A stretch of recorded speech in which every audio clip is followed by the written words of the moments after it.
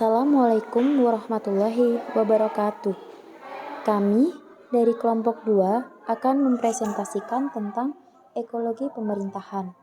Saya, Devani Wahyudi, sebagai moderator, beserta 5 orang rekan saya, M. Rainaldi Kurniawan, Putu Ayu Pramestisita Dewi, Rifan Diazi Rivaldi, Rizky Cipta Gunawan, dan Yandra Pratama. Saya akan menjelaskan tentang apa itu ekologi dan ekologi pemerintahan. Ekologi adalah ilmu yang mempelajari tentang hubungan timbal balik antara makhluk hidup dengan lingkungannya. Sedangkan ekologi pemerintahan ialah suatu ilmu yang mempelajari adanya proses saling pengaruh-mempengaruhi sebagai akibat adanya hubungan normatif secara total dan timbal balik antara pemerintah dengan lembaga-lembaga tinggi negara maupun antar pemerintah, vertikal horizontal, dan dengan masyarakatnya. Di sini ada 4 pokok pembahasan. Yang pertama, pengertian dan komponen pembentukan sistem yang akan dijelaskan oleh Saudara Putu Ayu Pramestisita Dewi. Yang kedua, sistem dilihat secara hierarkis yang akan dijelaskan oleh Saudara Rizky Cipta Gunawan. Yang ketiga, sistem dilihat secara fungsional yang akan dijelaskan oleh Saudara M. Rainaldi Kurniawan. Yang keempat, lingkungan dan masa depan pemerintahan sekarang yang akan dijelaskan oleh Yandra Pratama. Dan kemudian kesimpulan yang akan dijelaskan oleh Saudara Rifan Dias. Kepada Saudara Putu Ayu Pramestisita Dewi, saya persilahkan. Terima kasih Saudara Devani. Di kesempatan kali ini saya akan menjelaskan tentang pengertian dan komponen pembentuk sistem pemerintahan. Sistem adalah sebuah struktur bertujuan yang terorganisasi, yang dinyatakan sebagai sebuah keseluruhan yang terdiri dari elemen-elemen yang saling terhubung dan saling ketergantungan. Sebuah sistem merupakan bagian dari sistem lain yang lebih besar, yang terbentuk dari berbagai subsistem. Antara sistem yang satu dengan sistem yang lain saling support sehingga membantu dalam pemecahan masalah dari satu sistem ke sistem yang lainnya. Pemerintah sebagai sebuah sistem harus memiliki suatu sistem keseimbangan yang dinamis, agar sistemnya dapat menjaga eksistensinya terhadap perubahan lingkungan yang terjadi. Untuk menjaga agar sistem pemerintahan tetap seimbang dan dinamis, perlu dibuat mekanisme umpan balik dan umpan ke depan yang terbuka dan objektif. Saudara Rifan Diasi, saya persilahkan. Terima kasih atas kesempatan yang telah diberikan kepada saya. Saya akan menjelaskan tentang sistem dilihat secara hierarkis. Jadi, sistem yang dilihat secara hierarkis itu terbagi menjadi 4 tipe, yaitu yang pertama, tipe dominasi struktural. Yang kedua, tipe komponen yang tidak dapat diasumsikan. Ketiga, tipe neogenetik hierarki. Dan yang keempat, tipe identity hierarki. Lalu, sistem pemerintahan secara hierarkis yaitu ada suprasistem, sistem, subsistem, dan sub-subsistem.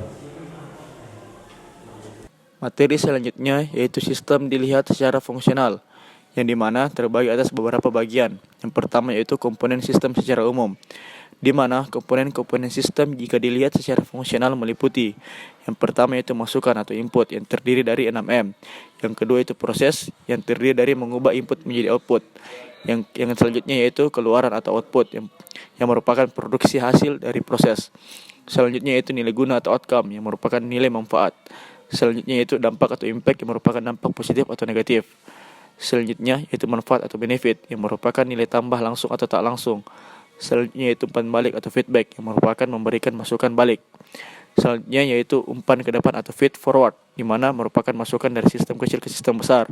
Dan yang terakhir yaitu lingkungan atau environment, yaitu internal dan eksternal dari sebuah sistem. Bagian selanjutnya yaitu komponen sistem pemerintahan, di mana juga terdiri dari beberapa poin. Yang pertama yaitu masukan atau input, yaitu peraturan perundang-undangan, proses yaitu pembuatan kebijakan atau pembuatan layanan. Yang selanjutnya yaitu keluaran atau output yang merupakan barang dan jasa publik. Selanjutnya yaitu nilai guna atau outcome yang merupakan manfaat berbagai kebijakan publik. Selanjutnya yaitu dampak atau impact, yaitu dampak dari pembuatan kebijakan. Manfaatnya atau benefitnya yaitu keuntungan yang diperoleh. Selanjutnya yaitu umpan balik atau feedback, yaitu kritik dari masyarakat atau demonstrasi. Selanjutnya yaitu umpan ke depan atau feed forward, yang merupakan masukan dari Pemda ke pusat. Dan yang terakhir yaitu lingkungan atau informan, yaitu lingkungan internal dan eksternal. Sebuah sistem mempunyai batas yang dinamakan boundary of system. Batas ini memisahkan antara sistem dengan lingkungan sekitarnya. Dalam sistem pemerintahan, batas sebuah sistem pemerintahan dapat bersifat maya ataupun nyata. Batas nyatanya berupa wilayah teritorial dan batas-batasnya, perkantoran, perangkat pemerintahan, dan lain sebagainya. Sedangkan pada sistem sebagai sebuah model berpikir, maka basis sistemnya bersifat maya atau abstrak. Oleh karena itu, dapat ditarik kesimpulan bahwa pemerintah adalah sebuah sistem terbuka. Untuk memenuhi gejala dan peristiwa pemerintah dapat digunakan teori sistem. Terima kasih atas kesempatan yang diberikan kepada saya. Saya akan membacakan pengaruh lingkungan sosial terhadap ekologi pemerintahan. Pengaruh lingkungan sosial terhadap ekologi pemerintahan ada 5. Pertama, pengaruh ideologi, pengaruh politik, pengaruh ekonomi, pengaruh sosial budaya, dan terakhir pengaruh pertahanan dan keamanan.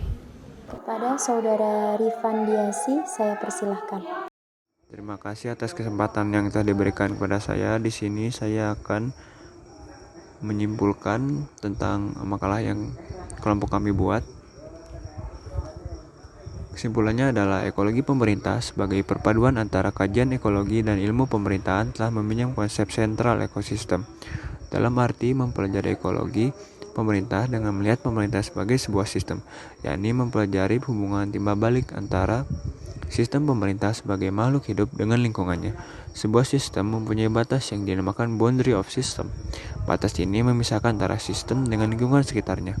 Dalam sistem pemerintahan, batas sebuah sistem pemerintahan dapat bersifat maya maupun nyata.